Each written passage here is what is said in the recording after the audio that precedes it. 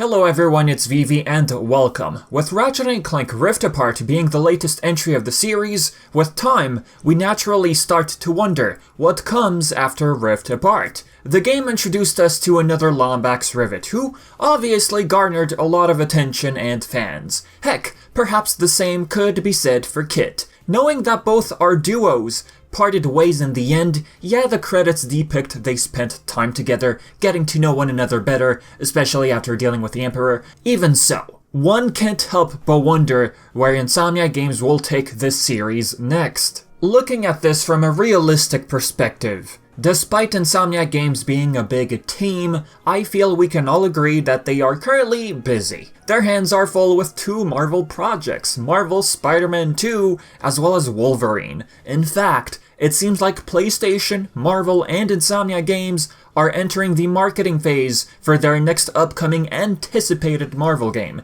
Heck, they recently released a free prequel comic to this upcoming sequel using hashtag #FreeComicBookDay. They're even going to lengths to retweet a bunch of posts of fans getting their hands on the book. Alas, we shouldn't get our hopes up yet. Only time will tell about Ratchet & Clank's next adventure. Hold up, dude. If Marvel's Spider-Man 2 got a prequel comic, could Ratchet & Clank get one? After all, this wouldn't even be a new thing for the series. Between the years 2010 and 2011, we got 6 official comic issues of Ratchet & Clank. In 2011, we got a compiled version. The comics acted as a sequel to 2009's A Crack in Time, which still to this day remains to be one of the greatest, if not the best entry of the series. In terms of storytelling, a comic could perhaps explore more of Rivet and Kit. If not for a spin-off game, they could go the comic route for these two, like getting to explore their new relationship dynamic a bit more. Although nothing's been confirmed or teased about the future of Ratchet & Clank, one thing's for sure, this is still a heavily acknowledged series, not just by PlayStation, but by Insomniac Games as well. Sure, they're the developer,